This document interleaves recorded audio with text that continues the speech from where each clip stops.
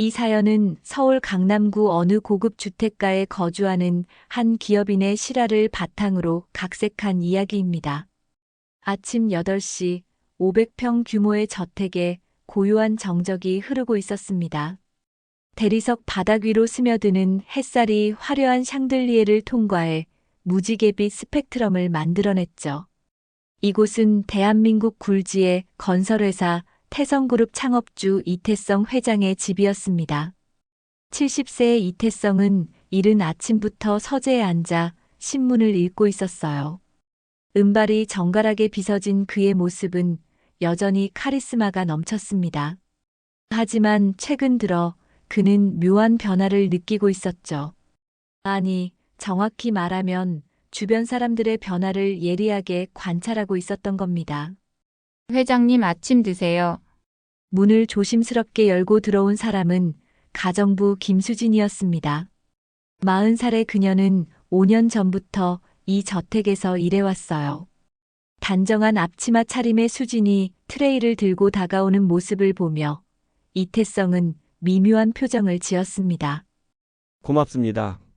수진 씨, 회장님 어젯밤에 주무시는 거 보니까 많이 뒤척이시던데 혹시 어디 불편한 곳은 없으세요?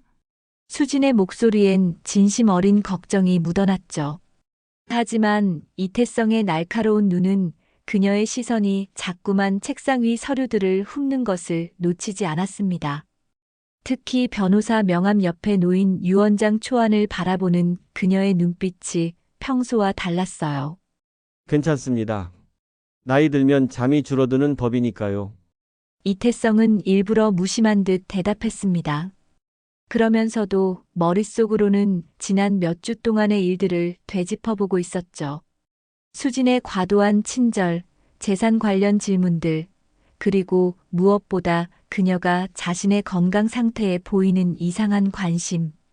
그런데 회장님 요즘 깜빡하시는 일이 많아지신 것 같던데 혹시 병원에 한번 가보시는 게 어떨까요? 수진의 제안을 들으며 이태성은 속으로 쓴웃음을 지었습니다. 과연 그녀는 자신이 치매에 걸리길 바라고 있는 건 아닐까요? 아, 그러고 보니 어제 약 드시는 거 깜빡하셨죠? 제가 챙겨드릴게요. 수진이 약통을 꺼내며 말했어요. 이태성은 그녀의 손동작을 유심히 지켜봤습니다.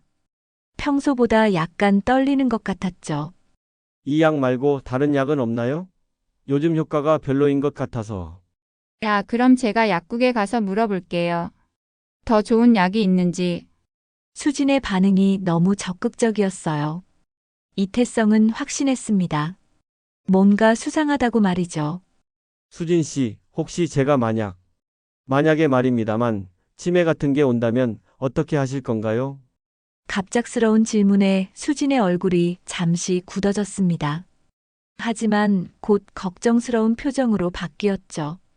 그런 말씀 마세요. 회장님은 아직 정정하시잖아요. 하지만 혹시 그런 일이 있어도 제가 끝까지 모실 거예요. 끝까지 모신다. 이태성은 그 말 속에 숨겨진 의미를 읽어냈습니다. 과연 그녀의 진짜 속마음은 무엇일까요? 고마워요. 수진 씨가 있어서 든든합니다. 이태성은 따뜻하게 미소 지었어요. 하지만 그의 마음속엔 한 가지 계획이 자리 잡고 있었습니다.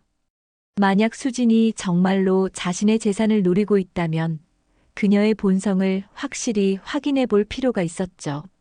점심시간이 되자 이태성은 일부러 평소보다 건망증을 심하게 연기했습니다.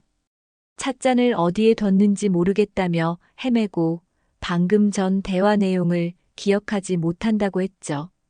회장님 정말 괜찮으세요? 요즘 너무 깜빡하시는 것 같은데. 수진의 목소리엔 걱정과 함께 묘한 기대감이 섞여 있었어요. 이태성은 그것을 놓치지 않았습니다. 아, 나도 늙었나 봅니다. 요즘 기억이 자꾸 가물가물해져서. 그럼 정말 병원에 가보시는 게 좋을 것 같아요. 제가 예약해 드릴까요?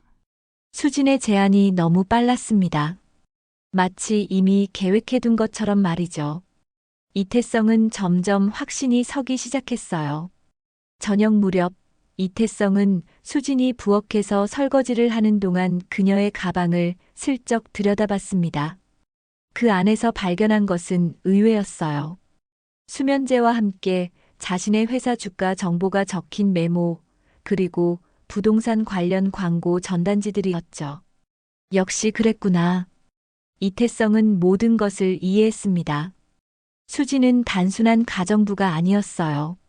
그녀는 자신의 재산을 노리고 있었고, 아마도 치매에 걸리기를 바라고 있었을 겁니다. 그래야 자신을 더 쉽게 조종할 수 있으니까요.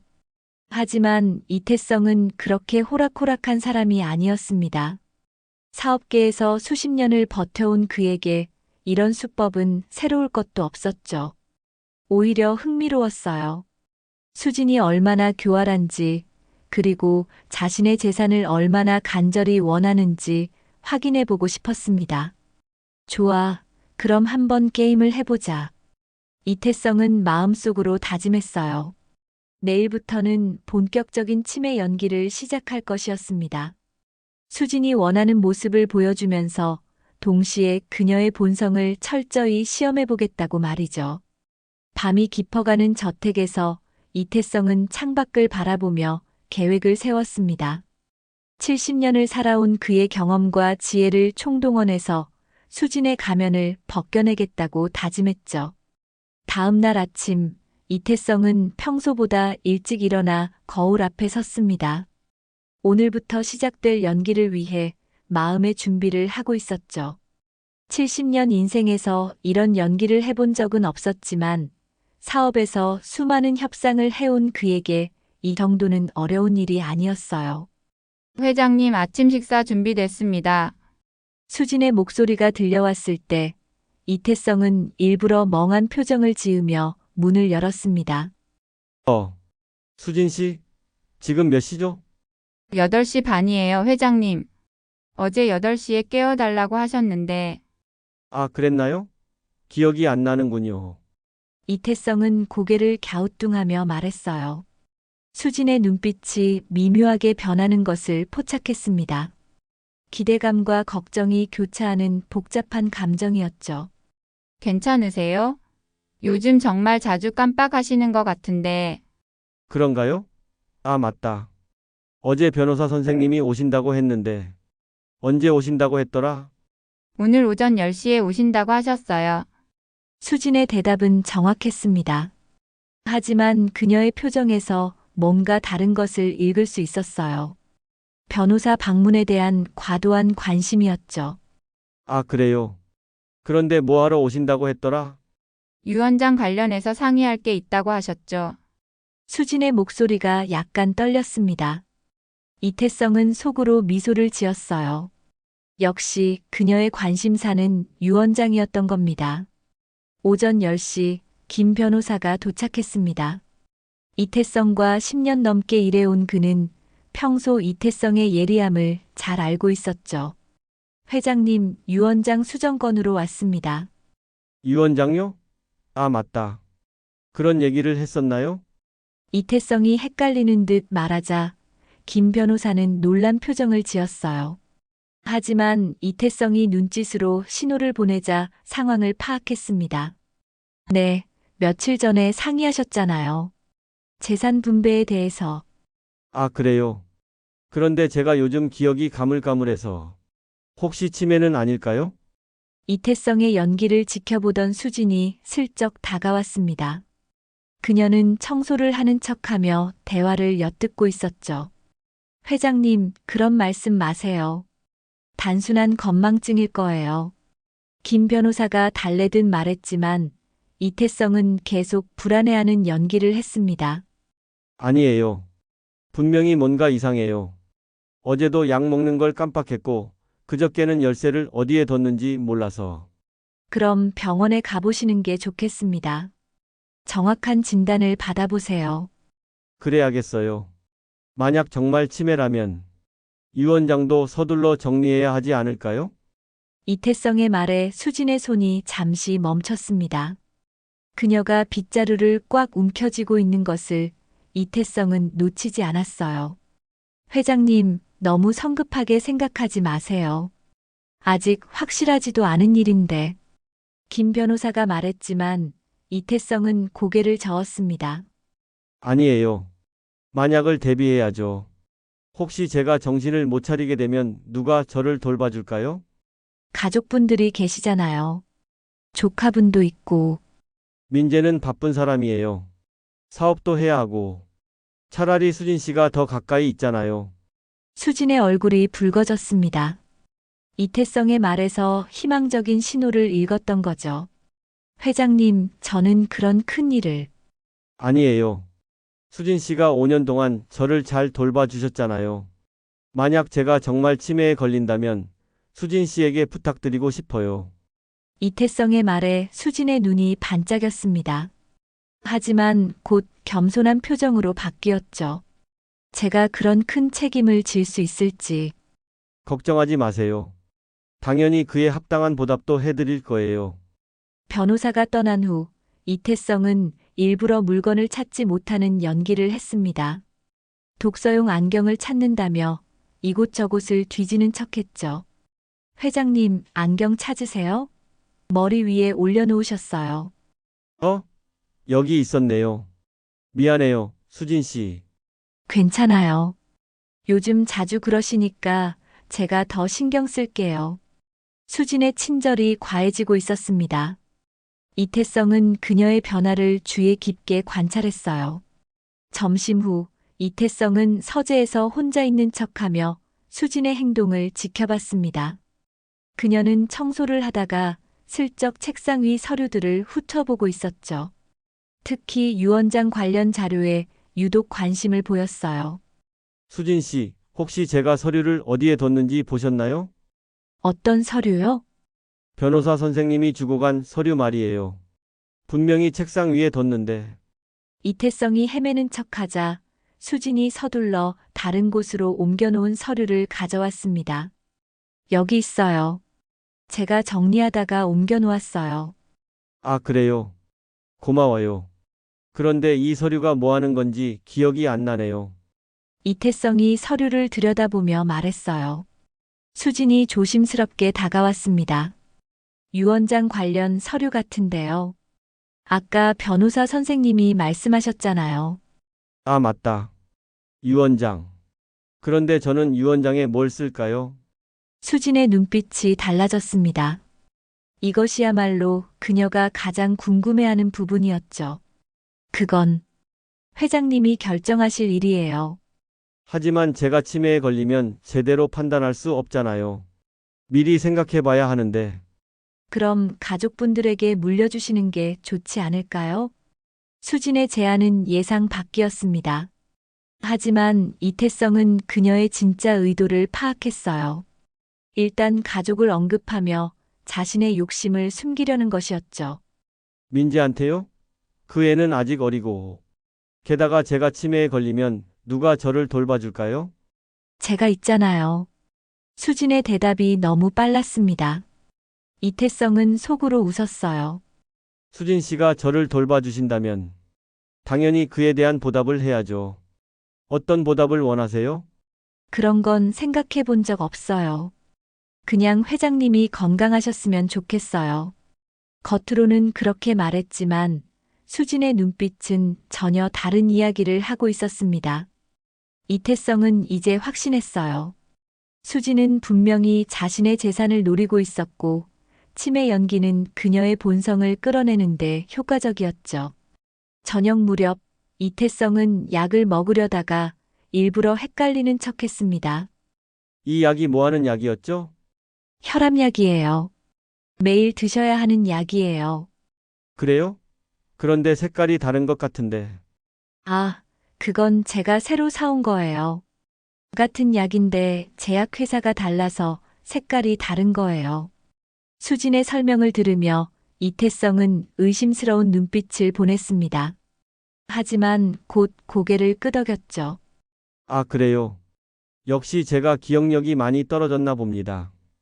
이태성의 연기는 점점 완벽해지고 있었고 수진은 그의 의도를 전혀 눈치채지 못했습니다.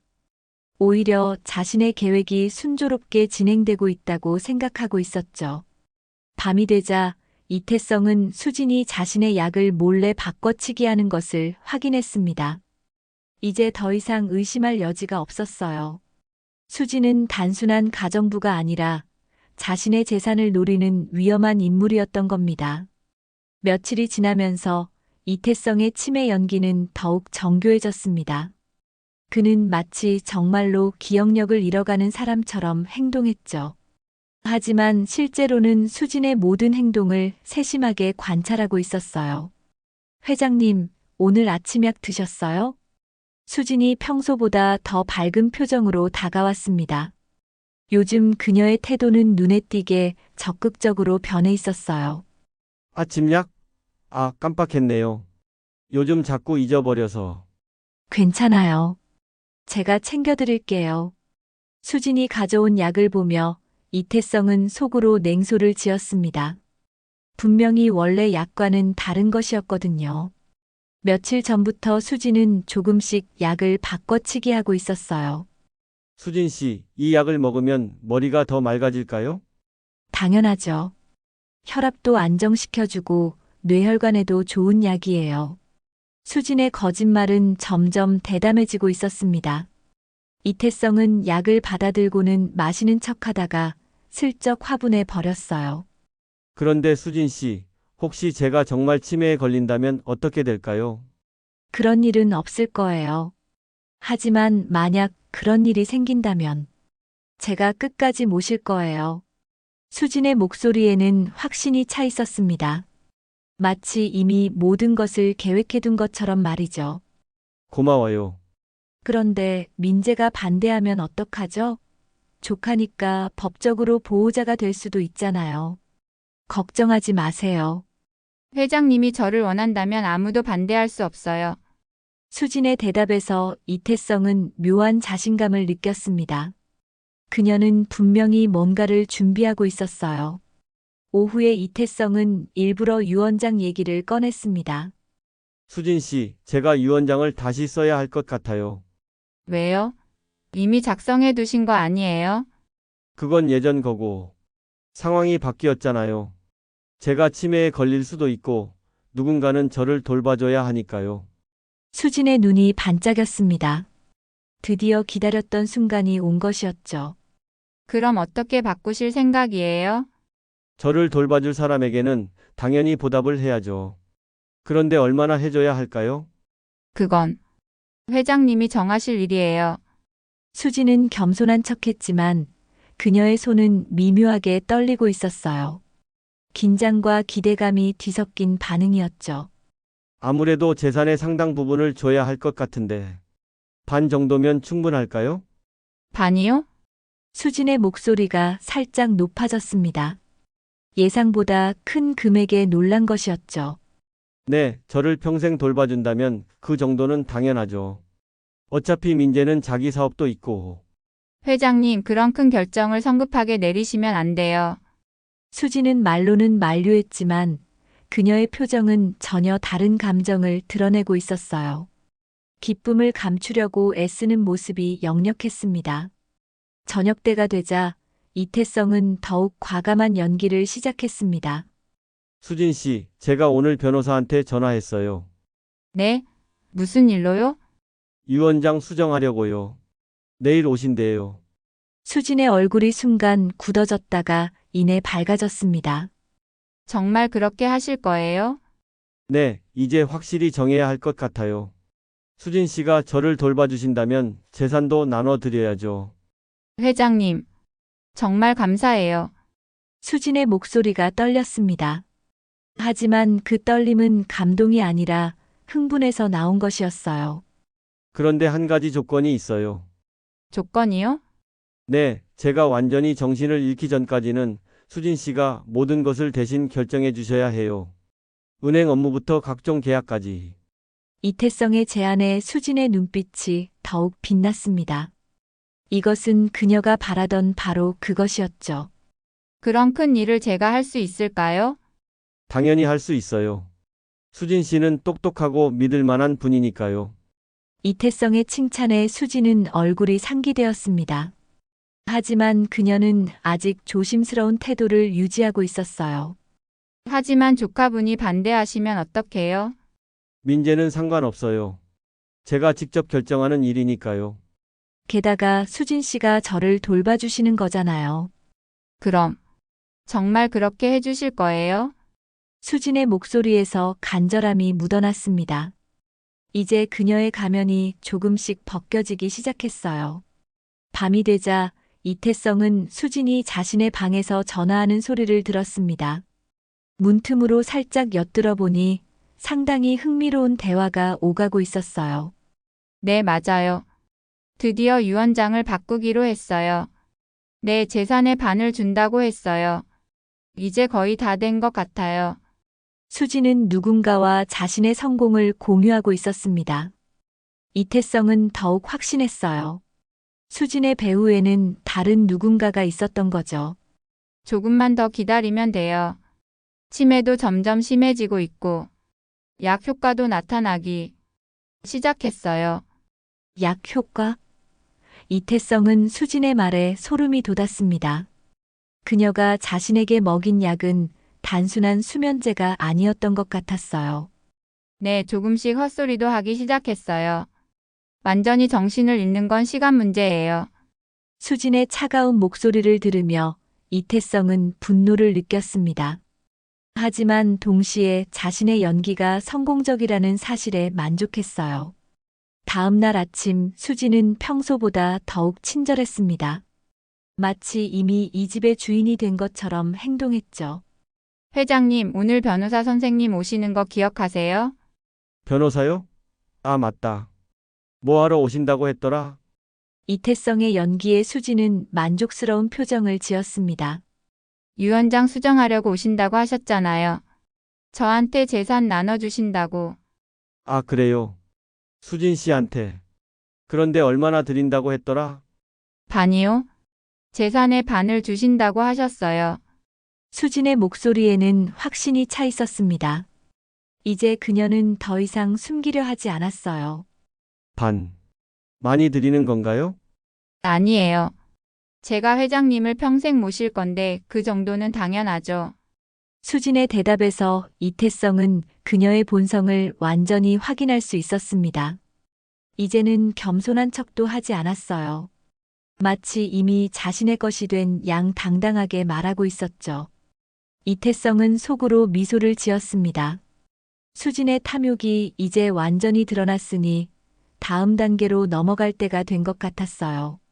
오전 10시 변호사가 도착하기 전에 예상치 못한 방문객이 나타났습니다.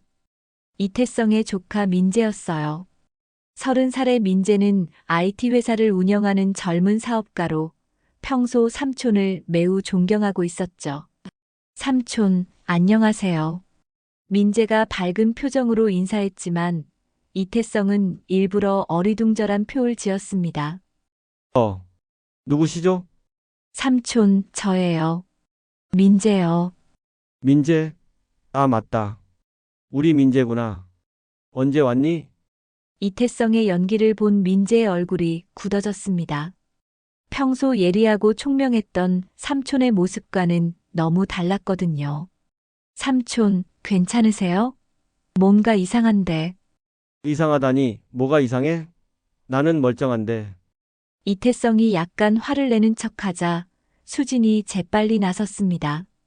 민재 씨 회장님께서 요즘 컨디션이 좀 안 좋으세요. 기억력이 많이 떨어지셔서. 기억력이요? 언제부터요? 민재가 놀란 표정으로 물었어요. 불과 한 달 전만 해도 삼촌은 완전히 정상이었거든요. 한두 달 전부터 조금씩. 요즘은 더 심해지셨어요. 수진의 설명을 들으며 민재는 의심스러운 눈빛을 보냈습니다. 뭔가 석연치 않다는 느낌이 들었어요. 삼촌, 병원에는 가보셨어요? 병원? 뭐 하러? 검사를 받아보시라고요. 갑자기 이렇게 되실 리가 없잖아요. 민재의 제안에 수진이 끼어들었습니다. 이미 병원 예약해뒀어요. 다음 주에 가실 예정이에요. 다행이네요. 그런데 지금까지 누가 돌보고 계신 거예요? 제가 돌보고 있어요. 5년 동안 모셔왔으니까 가장 잘 알죠. 수진의 대답에 민재는 고개를 끄덕였지만 여전히 의심스러운 표정이었어요. 삼촌, 혹시 요즘 드시는 약이 바뀌었나요? 날카로운 질문이었습니다. 이태성은 속으로 감탄했어요. 역시 민재는 똑똑한 아이였죠. 약? 무슨 약? 혈압약이나 다른 약들 말이에요. 잘 모르겠는데. 수진 씨가 챙겨주거든. 이태성이 수진을 바라보자 그녀는 약간 당황스러운 표정을 지었습니다. 네, 똑같은 약인데 제약회사만 바뀌었어요. 병원에서 처방받은 거예요. 처방전 좀 볼 수 있을까요? 민재의 요청에 수진의 얼굴이 굳어졌습니다. 지금은 약국에 맡겨둔 상태라서. 그럼 나중에 보여주세요. 삼촌 상태가 걱정되니까요. 민재의 집요한 추궁에 수진은 점점 불편해했어요. 하지만 이태성이 끼어들었습니다. 민재야, 왜 그렇게 따지니? 수진 씨가 잘 돌봐주시는데. 삼촌이 걱정되어서 그래요. 너무 갑작스럽게 변하셔서. 나이 들면 다 그런 거야. 너도 언젠가는 알게 될 거다. 이태성의 말에 민재는 더 이상 따지지 않았지만 여전히 석연치 않다는 표정이었어요. 점심시간이 되자 민재는 삼촌과 단둘이 이야기하고 싶다고 했습니다. 수진 씨, 잠깐 자리를 비워주실 수 있을까요? 네? 왜요? 삼촌과 개인적으로 얘기할 게 있어서요. 수진은 내키지 않아 했지만 어쩔 수 없이 자리를 떴어요. 하지만 그녀는 문 근처에서 대화를 엿듣고 있었죠. 삼촌, 정말 괜찮으세요? 민재의 진심 어린 걱정을 보며 이태성은 마음이 찡했습니다. 하지만 아직 진실을 말할 때가 아니었어요. 괜찮다니까. 다만 요즘 깜빡깜빡하는 게 문제지. 그런데 수진 씨가 좀 이상해요. 너무 오지랖이 넓달까? 민재의 지적이 정확했습니다. 이태성은 조카의 예리함에 다시 한번 감탄했어요. 수진 씨는 좋은 사람이야. 나를 잘 돌봐주거든. 하지만 삼촌 재산에 대해 너무 관심이 많은 것 같은데요. 재산? 무슨 얘기니? 아까도 유 원장 얘기를 하던데. 혹시 수진 씨한테 뭔가 약속하신 거 있어요? 민재의 질문에 이태성은 잠시 망설이는 척했습니다. 그게 나를 돌봐주니까 보답을 해줘야 하지 않겠니? 어떤 보답이요? 재산을 좀 나눠주려고. 얼마나요? 반 정도. 민재의 얼굴이 창백해졌습니다. 삼촌, 그건 너무 성급한 결정 아니에요? 아직 확실하지도 않은 병 때문에. 확실하지 않다니? 나는 분명히 치매가 오고 있어. 그럼 누가 나를 돌봐줄 건데? 제가 있잖아요. 삼촌을 모시는 건 저의 도리예요. 민재의 진심을 보며 이태성은 마음이 따뜻해졌습니다. 하지만 여전히 연기를 계속해야 했어요. 넌 바쁜 사람이야. 사업도 해야 하고. 수진 씨가 더 가까이 있잖아. 삼촌, 제발 다시 생각해 보세요. 수진 씨에 대해 확실히 알아보고 결정하셔야 해요. 민재의 간곡한 부탁에도 이태성은 고개를 저었습니다. 이미 결정했어.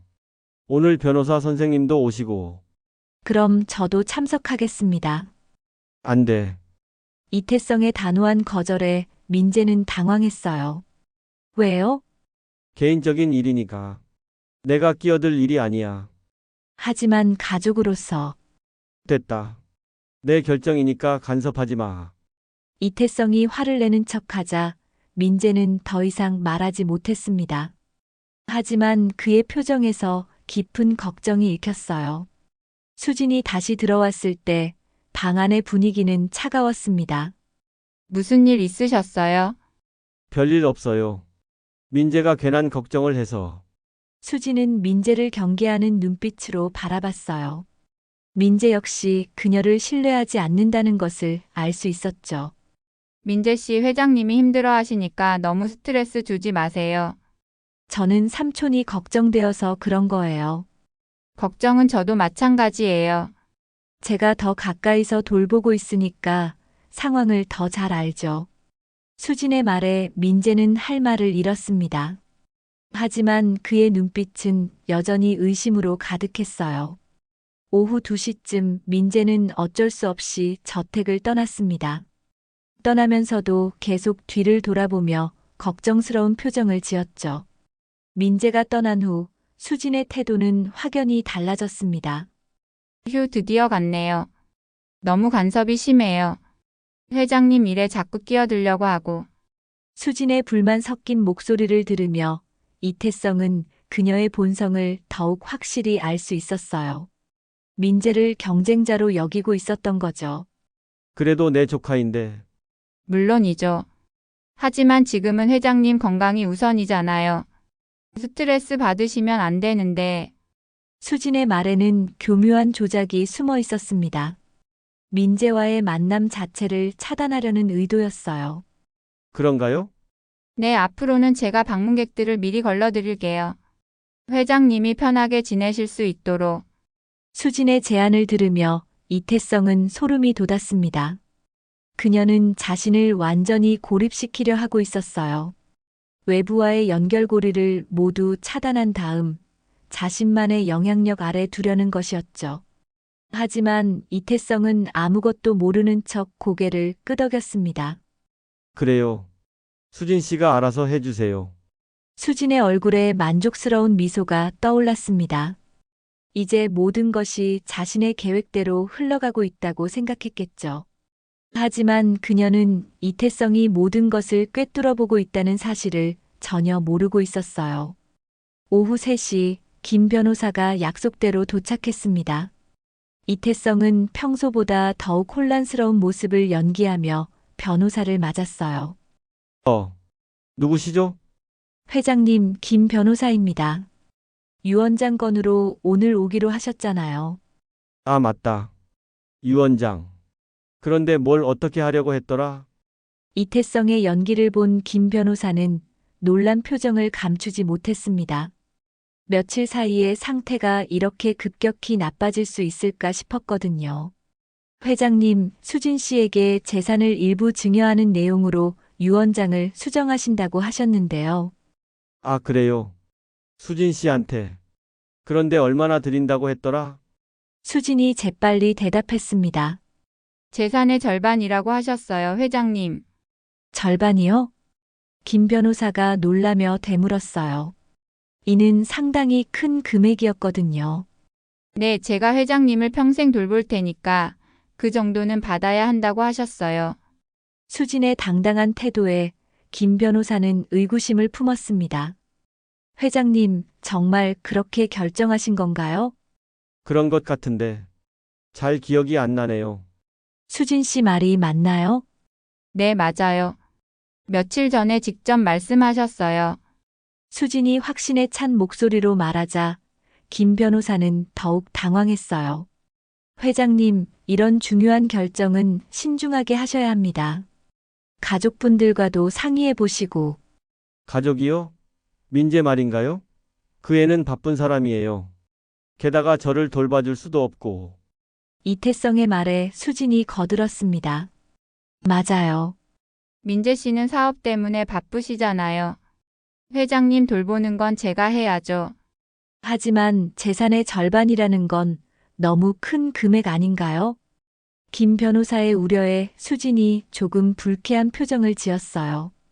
평생을 바쳐서 모시는데 그 정도는 당연하지 않나요? 게다가 회장님이 직접 결정하신 일인데. 물론 그렇지만 변호사님, 제가 결정한 일입니다. 더 이상 토론할 필요 없어요. 이태성이 단호하게 말하자 김 변호사는 어쩔 수 없이 고개를 끄덕였어요. 알겠습니다. 그럼 유언장 초안을 작성해 보겠습니다. 김 변호사가 서류를 꺼내자 수진의 눈이 반짝였습니다. 드디어 꿈에 그리던 순간이 온 것이었죠. 그런데 한 가지 조건이 있어요. 이태성이 갑자기 말하자 수진이 긴장했어요. 무슨 조건이요? 제가 완전히 정신을 잃기 전까지는 수진 씨가 제 재산 관리를 대신해줘야 해요. 은행 업무부터 각종 계약까지 모든 권한을 위임할 거예요. 이 말을 듣는 순간 수진의 얼굴이 환해졌습니다. 이것은 그녀가 바라던 것 이상이었어요.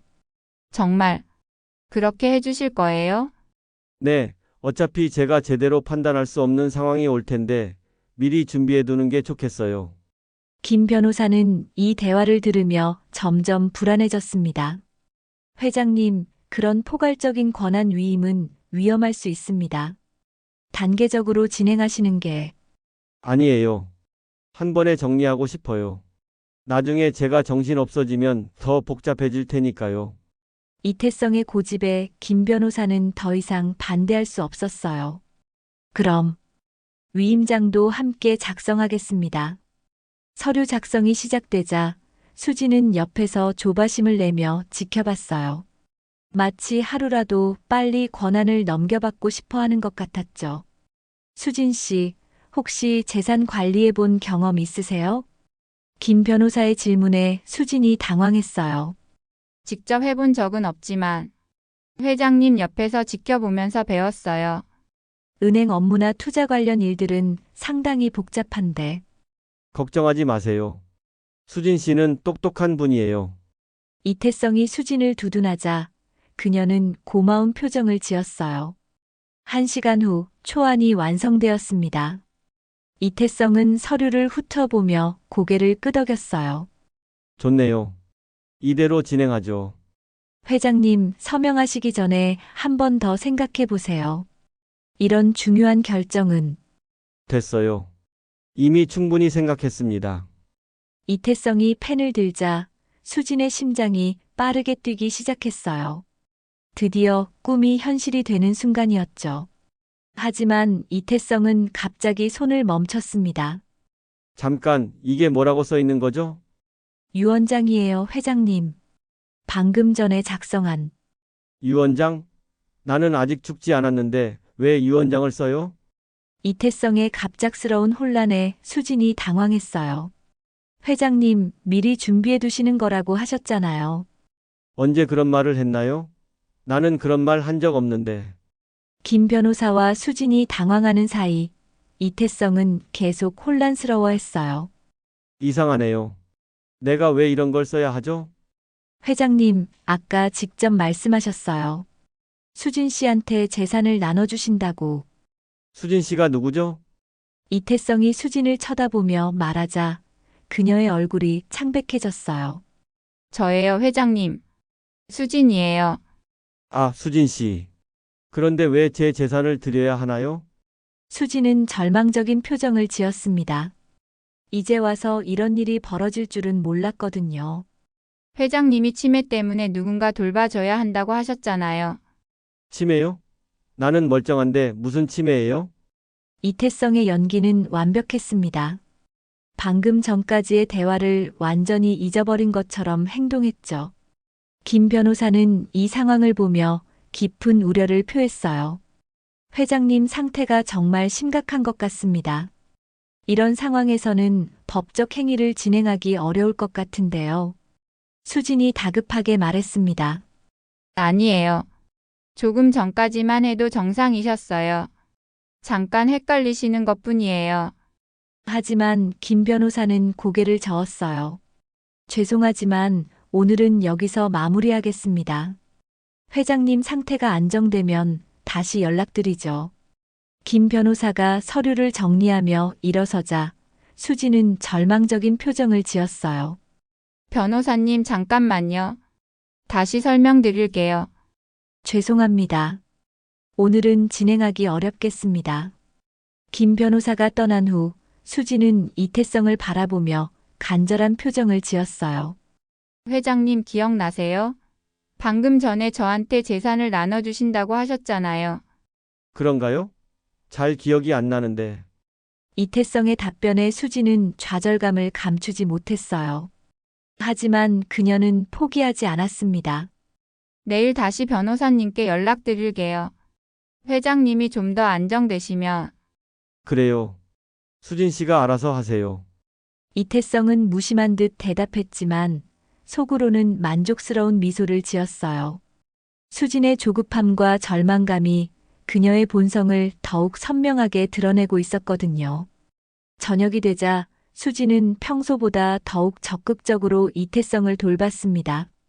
마치 그의 기억을 되돌리려는 듯이 말이죠. 회장님, 오늘 있었던 일 기억하세요? 무슨 일이요? 변호사님이 오셨잖아요. 저한테 재산 나눠주시기로 하셨다고. 아, 맞다. 그런 일이 있었나요? 그런데 왜 그런 결정을 했을까요? 수진은 답답한 표정을 지으며 설명을 시작했어요. 하지만 이태성은 계속 기억하지 못하는 척했죠. 수진의 인내심이 점점 바닥나는 것을 지켜보는 것은 꽤나 흥미로운 일이었어요. 다음 날 아침 수진의 태도는 확연히 달라져 있었습니다. 평소의 친절함 대신 조급함과 초조함이 역력했어요. 회장님, 약 드세요. 수진이 내민 약의 양이 평소보다 많았습니다. 이태성은 그것을 눈치채고 의심스러운 눈빛을 보냈어요. 이게 다 무슨 약이죠? 혈압약이랑 기억력에 좋은 약이에요. 기억력에 좋은 약이요? 언제부터 이런 약을 먹었나요?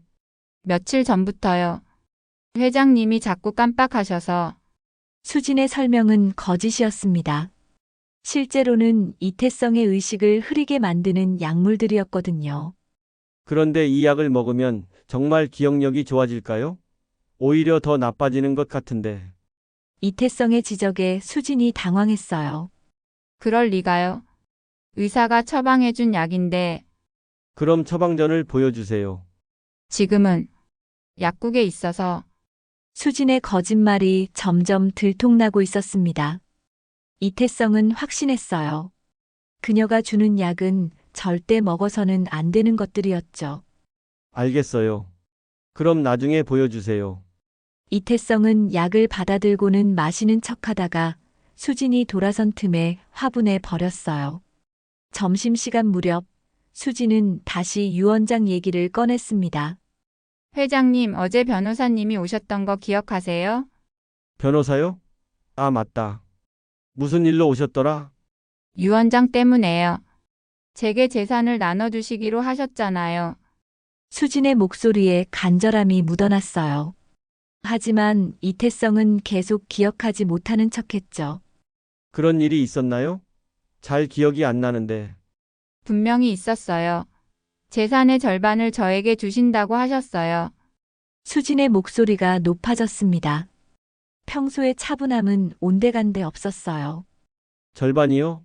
그렇게 많이 드린다고 했나요? 왜 그런 결정을 했을까요? 제가 회장님을 평생 돌볼 테니까요. 치매 때문에 누군가 필요하시잖아요. 치매요? 나는 멀쩡한데 무슨 치매예요? 이태성의 반응에 수진은 점점 짜증이 났어요. 하지만 감정을 억누르며 설명을 계속했죠. 회장님께서 요즘 기억력이 많이 떨어지셔서 치매 초기라고 하셨잖아요. 그런가요? 하지만 지금은 멀쩡한 것 같은데. 지금은 괜찮으셔도 점점 심해질 거예요. 그래서 미리 준비하시는 거잖아요. 수진의 설득은 점점 강해지고 있었습니다. 이제는 거의 강요에 가까웠어요. 오후에 수진은 더욱 과감한 행동을 시작했습니다. 회장님, 제가 변호사님께 다시 연락드릴게요. 오늘 안에 유 원장을 마무리하는 게 좋을 것 같아요. 왜 그렇게 급하게 해야 하나요? 회장님 상태가 점점 나빠지시니까요. 지금 안 하면 나중에 더 어려워질 수도 있어요. 수진의 논리는 교묘했습니다. 이태성의 치매를 기정사실화하면서 자신의 계획을 밀어붙이고 있었어요. 그런가요? 그럼 수진 씨가 알아서 하세요. 정말요? 그럼 오늘 오후에 변호사님이 오시면 꼭 서명해 주세요. 알겠어요. 이태성의 승낙을 받은 수진은 기뻐하며 변호사에게 전화를 걸었어요. 네, 김 변호사님. 오늘 오후에 다시 와주실 수 있나요? 회장님이 서명하시겠다고 하세요. 하지만 김 변호사는 망설였습니다. 어제 회장님 상태를 봤는데 좀 더 신중하게 접근하는 게 좋을 것 같습니다. 괜찮아요. 지금은 정상이세요. 어제는 잠깐 컨디션이 안 좋으셨던 거예요. 수진의 강요에 김 변호사는 어쩔 수 없이 승낙했어요. 오후 3시 김 변호사가 다시 왔을 때 이태성은 의외로 명료한 모습을 보여줬습니다. 변호사님, 어제는 죄송했어요. 컨디션이 좀 안 좋았나 봅니다. 괜찮습니다. 오늘은 어떠세요? 오늘은 괜찮아요. 수진 씨가 어제 있었던 일을 다시 설명해줘서 기억이 났어요. 이태성의 말에 김 변호사는 안도했지만 여전히 조심스러웠어요. 그럼 다시 유언장 작성을 진행할까요? 네, 하지만 한 가지 조건이 있어요. 무슨 조건인가요? 수진 씨가 정말로 저를 끝까지 돌봐줄 수 있는지 확인하고 싶어요. 이태성의 말에 수진이 긴장했어요. 무슨 뜻이에요? 만약 제가 정말 치매에 걸리면 아주 힘들어질 텐데, 수진 씨가 그런 상황도 감당할 수 있을까요? 당연히 할 수 있어요. 뭐든지 하겠어요. 수진의 대답이 너무 빨랐습니다. 이태성은 속으로 미소를 지었어요. 그럼 지금부터 제가 치매 환자인 척 연기를 해볼게요. 수진 씨가 어떻게 대처하는지 보고 싶어요. 연기요? 네, 실제 상황을 미리 체험해 보는 거죠. 이태성은 갑자기 행동을 바꿨습니다. 멍한 표정을 짓고 주변을 두리번거리기 시작했어요. 여기가 어디죠? 나는 누구고요? 수진은 당황하며 대답했어요. 집이에요, 회장님. 저는 수진이에요. 수진이 누구예요? 나는 왜 여기 있는 거죠? 이태성의 연기에 김 변호사도 놀랐어요. 너무 실감나게 연기하고 있었거든요. 회장님 연기라고 하셨잖아요. 무슨 연기요? 나는 정말 모르겠어요. 무서워요. 이태성이 불안해하는 척하자 수진이 다가와서 달랬어요. 괜찮아요. 제가 돌봐드릴게요. 당신이 누군데 나를 돌봐준다는 거예요?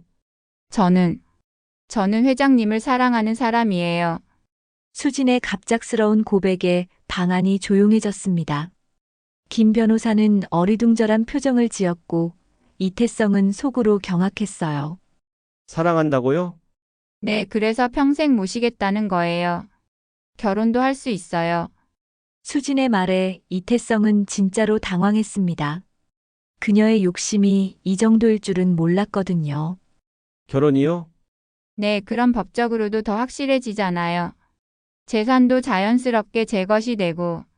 수진이 본심을 드러내는 순간이었습니다. 이제 더 이상 숨기지 않았어요. 김 변호사가 충격받은 표정으로 말했습니다. 잠깐, 이건 좀 이상한데요. 갑자기 결혼 얘기는 뭐가 이상해요? 회장님을 사랑하는데 결혼하면 안 되나요? 수진의 목소리가 날카로워졌습니다. 이제 가면이 완전히 벗겨지고 있었어요. 이태성은 연기를 멈추고 정신을 차린 척했습니다. 지금 무슨 일이 있었나요? 회장님 방금 치매 연기를 하고 계셨잖아요. 아, 맞다. 그런데 수진 씨가 결혼 얘기를 했다고요? 김 변호사가 우려스럽게 말했습니다. 네, 갑자기 결혼하자고 하시더라고요. 이태성은 수진을 바라봤어요. 그녀의 얼굴이 붉어져 있었죠. 수진 씨, 정말 그런 말을 했나요? 저는 그냥 더 확실하게 회장님을 모시고 싶어서. 수진의 변명을 들으며 이태성은 확신했습니다. 이제 그녀의 진짜 목적이 완전히 드러났어요. 사랑이 아니라 재산이 목적이었던 거죠. 변호사님, 오늘은 여기서 마무리하겠습니다. 네, 그러시죠. 좀 더 신중하게 생각해 보시는 게 좋겠어요. 김 변호사가 떠난 후 이태성과 수진은 어색한 침묵에 빠졌어요. 하지만 이태성의 마음속에는 이미 다음 계획이 세워지고 있었습니다. 그날 밤 이태성은 잠들지 않고 수진의 행동을 관찰했습니다. 자정이 넘어서자 수진은 조심스럽게 그의 방문을 열고 들어왔어요. 이태성은 숨을 죽이며 잠든 척했죠. 수진은 침대 옆 탁자에 놓인 물컵에 뭔가를 섞고 있었습니다. 아마도 수면제나 더 강한 약물일 가능성이 높았어요. 이태성은 소름이 돋았지만 계속 잠든 척 연기했습니다. 다음 날 아침 수진은 평소보다 더욱 적극적으로 나왔어요. 회장님 일어나세요. 아침이에요. 밤에 잠이 안 와서 힘드네요. 그럼 물 좀 드세요. 갈증도 나실 텐데. 수진이 내민 물컵을 보며 이태성은 위험을 느꼈습니다. 분명히 뭔가 탄 물이었을 거예요. 고마워요. 그런데 화장실 먼저 다녀올게요. 이태성은 화장실로 가서 몰래 물을 버렸습니다. 그리고 수돗물로 컵을 채워서 나왔죠. 다 마셨어요. 고마워요. 정말요? 빨리 드셨네요. 수진이 의외라는 표정을 지었어요. 아마 평소보다 빨리 약 효과가 나타나길 기대했을 거예요. 오늘은 컨디션이 좋은 것 같아요. 그래요? 그럼 다행이네요. 수진의 목소리에 실망감이 섞여 있었습니다. 점심시간이 되자 수진은 다시 유 원장 얘기를 꺼냈어요. 회장님, 어제 변호사님 말씀 생각해 보셨어요? 무슨 말씀이요? 제가 결혼 얘기를 했다고. 정말 진지하게 생각해 봤거든요. 수진의 대담함에 이태성은 놀랐어요. 어제 일로 포기할 줄 알았는데 오히려 더 적극적으로 나오고 있었죠. 결혼이요? 우리가요? 네, 어차피 제가 회장님을 평생 모실 건데 결혼하면 더 좋지 않을까요? 하지만 나이 차이도 많이 나고 사랑의 나이가 무슨 상관이에요? 저는 진심으로 회장님을 사랑해요. 수진의 거짓말은 점점 대담해지고 있었습니다. 이제는 사랑까지 운운하며 자신의 욕심을 숨기려 했어요. 정말 저를 사랑한다고요? 네, 물론이에요. 5년 동안 모시면서 언제부터인가 그런 감정이 생겼어요. 그럼 제가 가난해져도 상관없나요? 이태성의 질문에 수진이 잠시 당황했어요. 무슨 뜻이에요? 만약 제가 사업에 실패해서 재산을 다 잃는다면요. 그래도 저를 사랑할 수 있나요? 당연하죠. 돈이 뭐가 중요해요. 수진의 대답은 빨랐지만 진심이 아니라는 게 역력했어요. 그럼 결혼하기 전에 제 재산을 모두 기부해버리면 어떨까요? 기부요? 수진의 얼굴이 창백해졌습니다.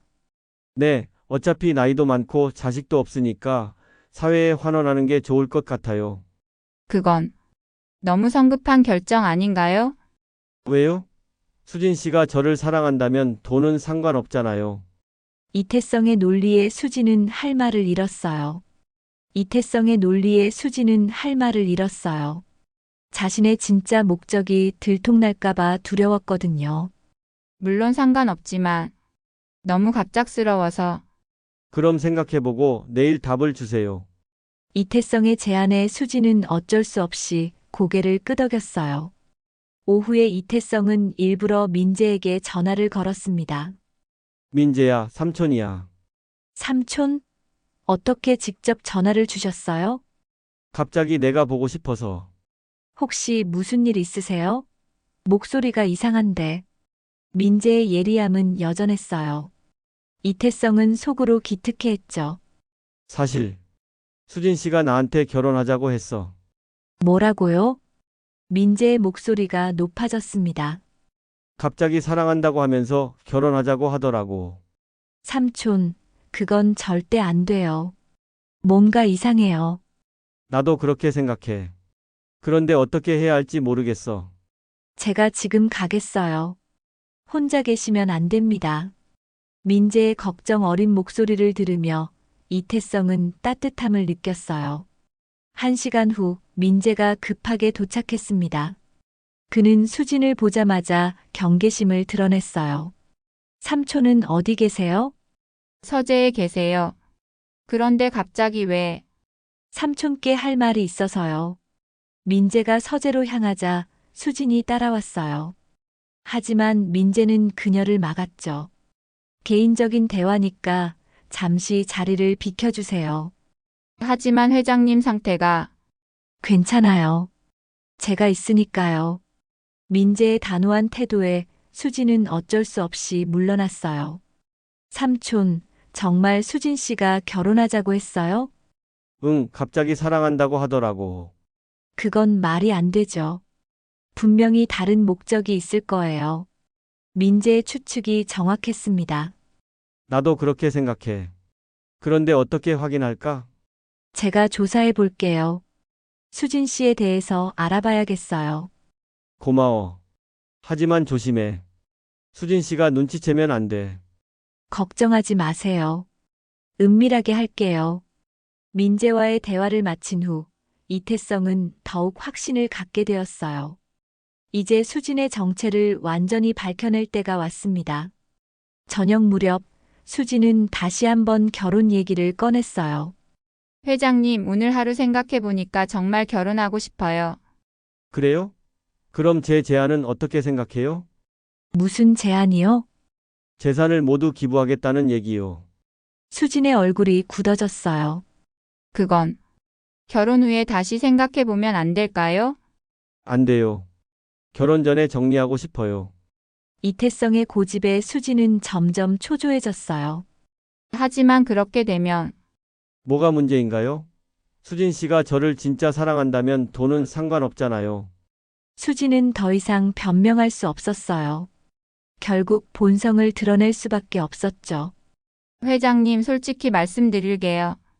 저는 회장님의 재산도 중요하게 생각해요. 아, 그래요?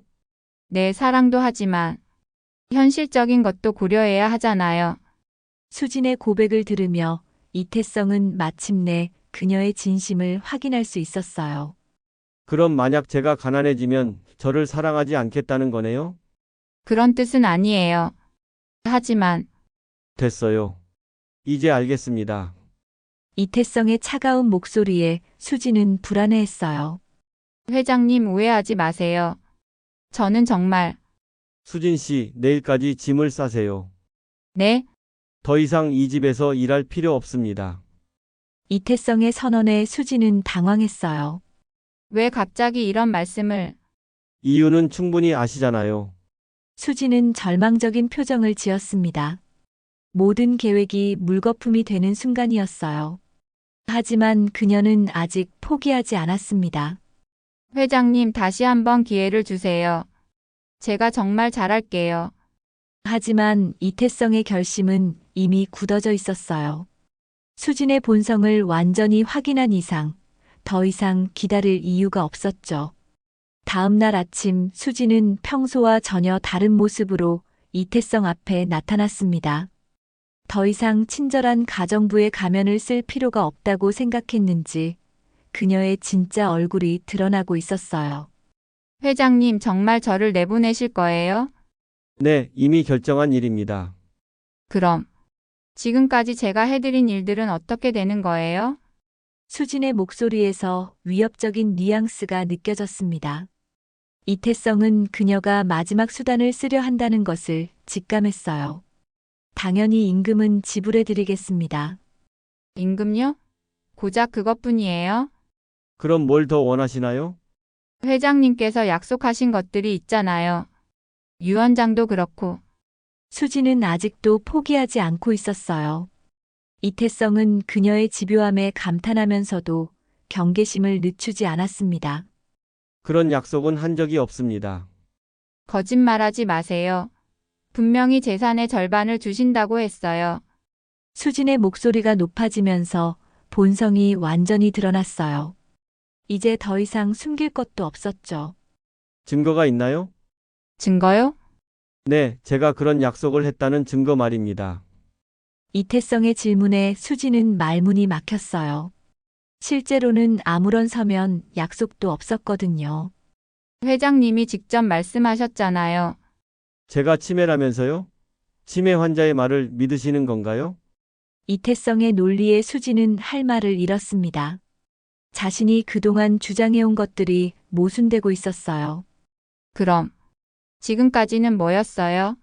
저를 이용만 하신 거예요? 이용이라니? 정당한 임금을 지불하고 일을 맡긴 것뿐입니다. 수진은 점점 다급해졌어요. 5년 동안 공들인 계획이 모두 무너지고 있었거든요. 회장님, 마지막으로 한 번만 더 기회를. 안 됩니다. 이미 결정한 일이에요. 이태성의 단호한 거절에 수진의 얼굴이 일그러졌습니다. 이제 그녀의 가면이 완전히 벗겨진 거죠. 그럼 어쩔 수 없네요. 수진이 갑자기 차분해졌어요. 오히려 그것이 더 불안했습니다. 무슨 뜻이죠? 회장님께서 그렇게 나오신다면 저도 제 방법이 있어요. 수진의 위협적인 말투에 이태성은 긴장했어요. 무슨 방법 말입니까? 회장님이 치매라는 걸 증명할 수 있어요. 지난 몇 달 동안 이상한 행동들을 다 기록해뒀거든요. 기록이요? 네, 약도 제대로 못 드시고 기억력도 떨어지고. 이런 상태에서 중요한 결정을 내리는 게 맞나요? 수진의 협박에 이태성은 오히려 미소를 지었어요. 드디어 그녀가 본색을 완전히 드러낸 거였죠. 흥미롭네요. 계속 말해보세요. 제가 법원의 후견인 선임을 신청할 수도 있어요. 회장님이 제대로 판단할 수 없는 상태라고 주장하면서요. 수진의 계획은 치밀했습니다. 이태성을 치매 환자로 만들어서 법적으로 무력화시키려는 것이었어요. 그렇게 하시겠다는 건가요? 회장님이 제게 합당한 보상을 해주신다면 그럴 필요는 없겠죠. 수진의 협박은 노골적이었어요. 이제 더 이상 숨기지 않았죠. 바로 그때 문이 열리며 민재가 들어왔습니다. 그리고 그의 뒤에는 경찰관 2명이 따라왔어요. 무슨 일입니까? 수진이 당황하며 물었어요. 수진 씨 체포합니다. 체포요? 무슨 죄로요? 약물 투여 혐의와 재산 편취 미수 혐의입니다. 경찰의 발표에 수진의 얼굴이 창백해졌어요. 무슨 소리예요? 저는 아무것도 안 했어요. 이것 보세요. 민재가 작은 녹음기를 꺼냈습니다. 방금 전 대화가 모두 녹음되어 있습니다. 협박과 사기 시도가 명확히 드러나죠. 수진은 절망적인 표정을 지었어요. 모든 것이 들통난 거였죠. 그리고 이것도 있습니다. 이태성이 작은 병을 꺼내 보여줬어요. 수진 씨가 제게 준 약들입니다. 분석 결과 수면제와 신경안정제가 다량 검출되었어요. 저는 회장님 건강을 위해서 건강을 위해서 수면제를 줬다고요? 수진은 더 이상 변명할 수 없었어요. 사실 저는 처음부터 치매가 아니었습니다. 이태성이 침착하게 말했어요. 네, 모든 게 연기였어요. 수진 씨의 진짜 목적을 확인하기 위해서 말이죠. 수진은 충격에 빠졌어요. 자신이 그동안 속아왔다는 사실을 깨달은 거였죠. 그럼 지금까지 모든 게 네, 수진 씨를 시험해 본 거였어요. 그리고 결과는 예상대로였고요. 이태성의 말에 수진은 무릎이 꺾였어요. 5년 동안 공들인 계획이 완전히 무너진 거였죠. 수진 씨, 사람의 마음을 돈으로 살 수 있다고 생각하셨나요? 저는 정말 힘들게 살아왔어요. 기회가 생겼을 때 잡고 싶었던 거예요. 수진의 변명을 들으며 이태성은 안타까운 마음이 들었어요. 하지만 잘못된 방법은 용서할 수 없었죠. 힘든 건 이해합니다. 하지만 그렇다고 해서 남을 속이고 해롭게 해도 되는 건 아니에요. 경찰이 수진에게 수갑을 채우려 할 때 그녀가 마지막으로 말했어요. 회장님 정말 후회하지 않으세요? 저 없이 누가 돌봐드릴 건데요? 걱정하지 마세요. 진짜 가족이 있으니까요. 이태성이 민재를 바라보며 말했어요. 민재는 감동받은 표정으로 삼촌을 바라봤죠. 수진이 끌려나간 후 저택에는 평화가 찾아왔습니다. 삼촌, 정말 처음부터 계획하신 거였어요? 응, 수진 씨의 행동이 이상해서 시험해 본 거야. 대단해요. 완전히 속았네요. 민재의 감탄에 이태성은 웃었어요. 나도 늙지 않았다는 걸 증명한 셈이지. 앞으로는 제가 더 자주 와서 안부를 여쭐게요. 고마워. 하지만 내 일도 소홀히 하면 안 돼. 물론이죠. 그런데 새 가정부는 어떻게 구하실 거예요? 당분간은 혼자 지낼 생각이야. 이번 일로 많이 배웠거든. 이태성은 창밖을 바라보며 말했어요. 햇살이 따뜻하게 비치고 있었죠. 삼촌, 정말 대단하세요. 그런데 무서우셨을 것 같은데. 무섭긴 했지. 하지만 정의가 승리한다는 걸 보여주고 싶었어. 며칠 후 이태성은 변호사를 불러서 진짜 유언장을 작성했습니다. 재산의 상당 부분은 사회에 환원하고 민재에게는 기업 경영권을 물려주기로 했어요. 이제야 마음이 편하네요. 이태성은 유언장에 서명하며 말했어요. 회장님, 좋은 결정이십니다.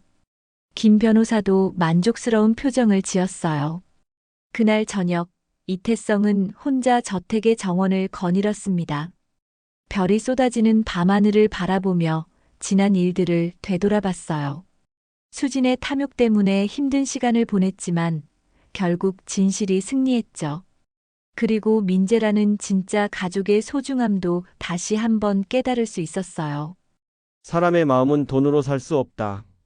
이태성은 혼잣말로 중얼거렸어요. 그리고 평생 쌓아온 재산보다 더 소중한 것이 무엇인지 깨달았죠. 며칠 후 새로운 가정부가 왔습니다. 이번에는 믿을 만한 가정부 전문 업체를 통해 신중하게 선발한 사람이었어요. 안녕하세요, 회장님. 김영희입니다. 반갑습니다. 잘 부탁드려요. 이태성은 이번에는 더욱 조심스럽게 사람을 관찰했어요. 하지만 김영희는 수진과는 달리 진짜로 성실하고 정직한 사람이었죠. 몇 개월이 지난 후 수진에게 실형이 선고되었다는 소식을 들었습니다. 이태성은 안타까움을 느끼면서도 정의가 실현되었다는 안도감을 얻었어요. 삼촌, 이제 정말 편안해 보이세요. 민재가 주말에 놀러와서 말했어요. 그래, 진짜 가족이 얼마나 소중한지 알게 됐어. 저도 삼촌을 더 자주 뵙게 되어서 좋아요. 민재와 함께 보내는 시간이 이태성에게는 가장 행복한 순간들이었어요. 어느 날 저녁, 이태성은 서재에 앉아 회고록을 쓰기 시작했습니다. 수진과의 일을 통해 배운 교훈들을 후세에 전하고 싶었거든요. 돈은 사람을 시험하는 가장 확실한 방법이다. 하지만 진정한 사랑과 신뢰는 돈으로 살 수 없다. 이태성은 펜을 멈추고 창밖을 바라봤어요. 저녁 노을이 아름답게 물들고 있었죠. 그는 이제야 진정한 평화를 찾았습니다. 재산의 크기가 아니라 마음의 평안이 진짜 부라는 것을 깨달았거든요. 70년의 인생을 살아오면서 가장 값진 교훈을 얻은 셈이었어요.